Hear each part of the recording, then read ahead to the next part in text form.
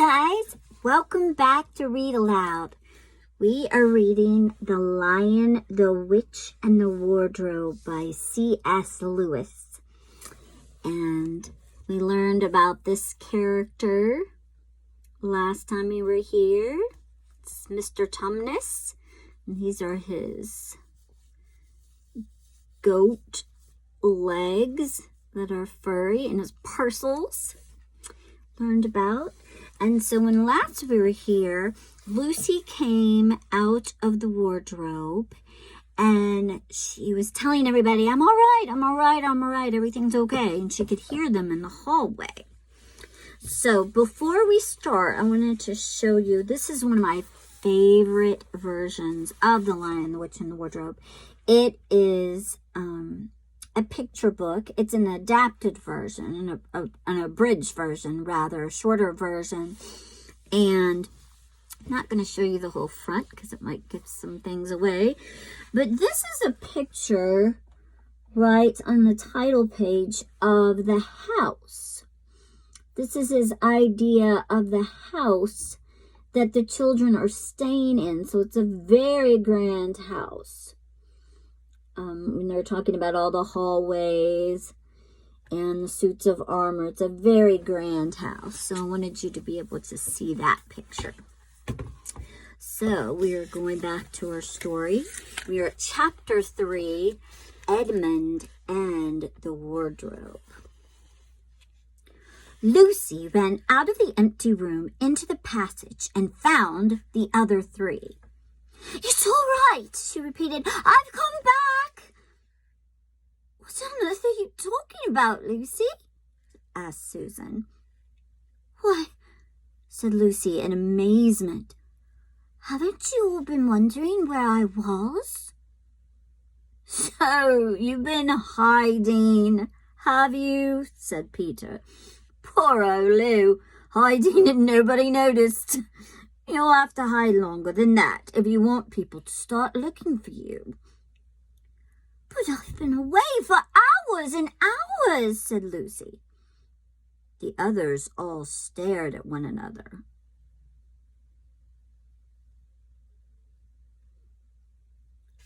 Batty, said Edmund, tapping his head. Quite batty. And the batty means crazy. What do you mean, Lou? Asked Peter. What I said, answered Lucy. It was just after breakfast when I went into the wardrobe, and I've been away for hours and hours and had tea, and all sorts of things have happened. Don't be silly, Lucy, said Susan. We've only just come out of that room moments ago, and you were there then. She's not being silly at all, said Peter. She's just making up a story for fun, aren't you, Lou? Why shouldn't she? No, Peter, I'm not, she said. It's a magic wardrobe. There's a wooden side, and it's snowing, and there's a faun and a witch, and it's called Narnia. Come and see. The others did not know what to think. But Lucy was so excited that they all went back with her into the room. She rushed ahead of them, flung open the door of the wardrobe, and cried, Now, go in there and see for yourselves. You goose, said Susan, putting her head inside and pulling the fur coats apart. It's just an ordinary wardrobe. Look, there's the back of it. Then everybody looked in and pulled the coats apart, and they all saw, Lucy herself saw, a perfectly ordinary wardrobe. There was no wood and no snow, only the back of the wardrobe with hooks on it. Peter went in and rapped his knuckles on it to make sure that it was solid. A jolly good hoax, Lou, he said as he came out again. You really have taken us in. I must admit, we have believed you. But it wasn't a hoax at all, said Lucy. Really, truly, it was all different a moment ago. Honestly, it was. I promise. Come on, Lou, said Peter. That's going a bit too far. You've had your joke. Hadn't you better drop it now? Lucy grew very red in the face and tried to say something, though she hardly knew what she was trying to say, and she burst into tears. For the next few days, she was very miserable. She could have made it up with the others quite easily at any moment if she could have brought herself to say that the whole thing was only a story made up for fun. But Lucy was a very truthful girl, and she knew she was in the right, and she could not bring herself to say this. The others, who thought she was telling a lie, and a silly lie, too, made her very unhappy. The two elder ones did this without meaning to do it, but Edmund could be spiteful. And on this occasion, he was spiteful. He sneered and he jeered at Lucy and kept on asking her if she'd found any other new countries and other cupboards all over the house. What made it worse was that these days ought to have been delightful. The weather was fine, and they were out of doors from morning till night, bathing and fishing and climbing trees and lying in the heather. That's a type of plant. But Lucy could not properly enjoy any of it. And so things went on until the next wet day. That day, when it came to the afternoon and there was still no sign of break in the weather, they decided to play hide and seek. Susan was it, and as soon as the others scattered to hide, Lucy went to the room where the wardrobe was. She did not mean to hide in the wardrobe because she knew that would only set the others talking again about the whole wretched business, but she did want to have one more look inside it. For by this time, she was beginning to wonder herself whether Narnia and the fawn had not been a dream. The house was so large and so complicated and full of hiding places that she thought she would have time to look into the wardrobe and then hide somewhere else. But as soon as she reached it, she heard steps outside the passage, and then there was nothing to do but jump into the wardrobe and hold the door closed behind her. She did not shut it properly because she knew that it is very silly to shut oneself up in a wardrobe, even if it is not a magical one. Now, the steps she heard were those of Edmund, and he came into the room just in time to see Lucy vanishing into the wardrobe. He at once decided to get into it himself, not because he thought it was particularly a good place to hide, but because he wanted to go on teasing her about her imaginary country. He opened the door, and there were the coats hanging up as usual, and a smell of mothballs, and darkness, and silence, and no sign of Lucy. "She thinks I'm Susan come to catch her," said Edmund to himself, "and so she's keeping very quiet in the back." And he jumped in and shut the door, forgetting what a foolish thing this is to do. And then he began feeling about for Lucy in the dark. He expected to find her in a few seconds and was very surprised when he did not. He decided to open the door again and let in some light, but he could not find the door either.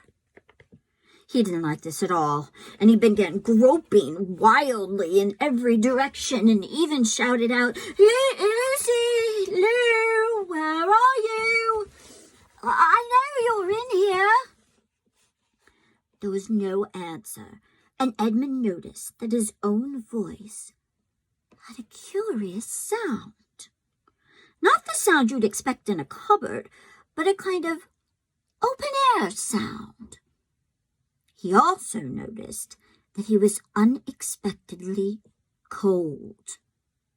And then he saw a light. "Thank goodness," said Edmund. "The door must have swung open of its own accord." He forgot all about Lucy and went towards the light, which he thought was the open door of the wardrobe. But we know different, don't we? But instead of finding himself stepping out into the spare room, or spare room, he found himself stepping out from the shadow of some thick, dark fir trees into an open place in the middle of the woods. There was crisp, dry snow under his feet, and more snow lying on the branches of the trees. Overhead, there was a pale blue sky, the sort of sky one sees on a fine winter day in the morning. Straight ahead of him, he saw between the tree trunks the sun, just rising, very red and clear. Everything was perfectly still, as if he were the only living creature in the country.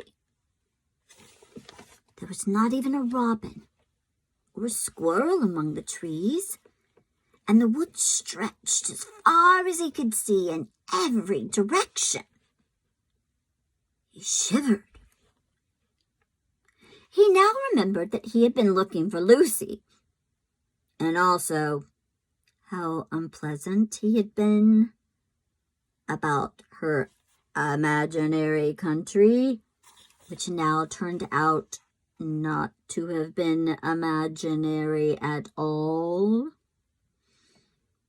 He thought she must be somewhere quite close, so he shouted, "Lucy! Lucy! I'm here too! Edmund!" There was no answer. "She's angry about all the things I've been saying lately," thought Edmund. And though he did not like to admit that he had been wrong, he also did not like being alone in this strange and cold, quiet place. So he shouted again, "I say, Lou! I'm sorry I didn't believe you. I see now you were right all along. Dig 'em out. Make it Pax." Pax is P-A-X, and it's Latin for peace. Still, there was no answer. "Just like a girl," said Edmund to himself, "sulking somewhere and won't accept an apology. How do you girls out there feel about that? Is that always true? No. Says something else about him, doesn't it?" He looked around him again and decided he did not much like this place, and had almost made up his mind to go when he heard, very far off in the wood, a sound of bells. Can you hear it? He listened, and the sound came nearer and nearer, and at last there swept into sight a sledge drawn by 2 reindeer. So sledge is another name for a sleigh. And so I'm going to show you a picture of the witch. Oops. The person in the sledge. So let's find it right here. Here is the sledge. Here are the reindeer. There's a picture of Edmund. So let's see who actually is in the sledge. The reindeer were about the size of Shetland ponies. They were big, and their hair was so white that even the snow hardly looked white compared with them.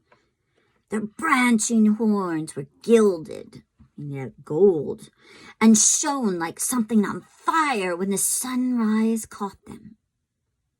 Their harness was of scarlet leather and covered with bells.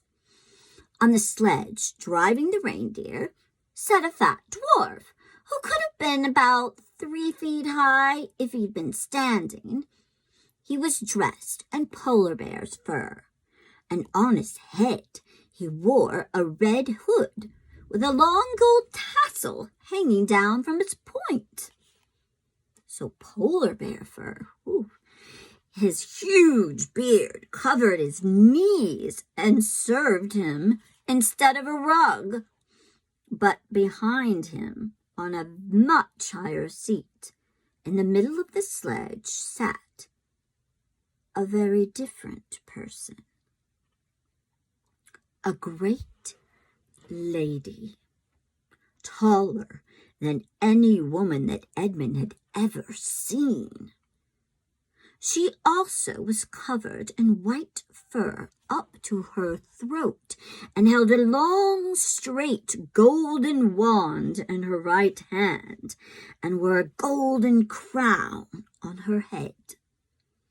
Her face was pale and white, not merely pale, but white like snow or paper or icing sugar, except for a very red mouth.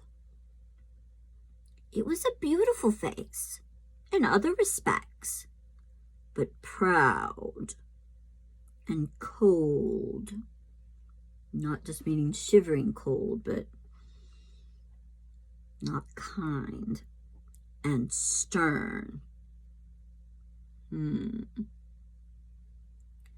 The sledge was a fine sight as it came sweeping towards Edmund, with bells jingling and the dwarf cracking its whip and snow flying up on each side of it. "Stop!" said the lady, and the dwarf pulled the reindeer up so sharp that they almost sat down. Ooh. Definitely obeying orders, huh? Then they recovered themselves and stood chomping their bits and blowing. In the frosty air, the breath coming out of their nostrils looked like smoke. "And what, pray, are you?" said the lady, looking hard at Edmund.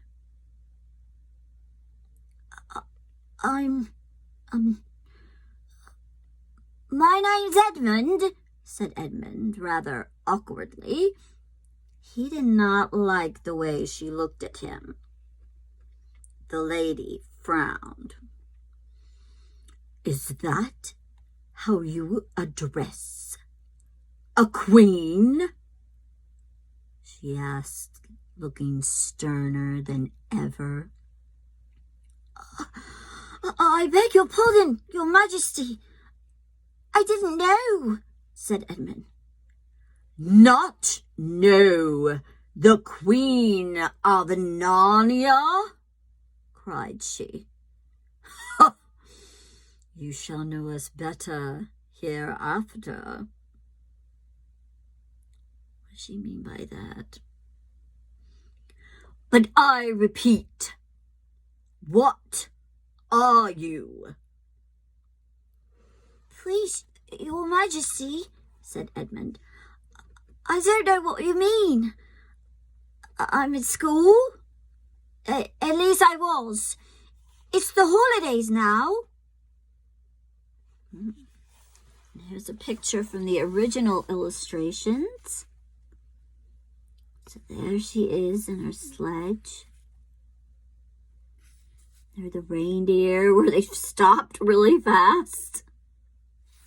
And there's little Edmund down there. And the version in the Christian Birmingham book, I showed you this first part. Here she is right here. So she looks very beautiful, but very serious. You're not quite sure what's going on with her, are you? Well, we're going to stop there. We'll come back tomorrow to our next chapter, which is called Turkish Delight. Ever heard of that before? We'll find out about it next time. Bye, guys.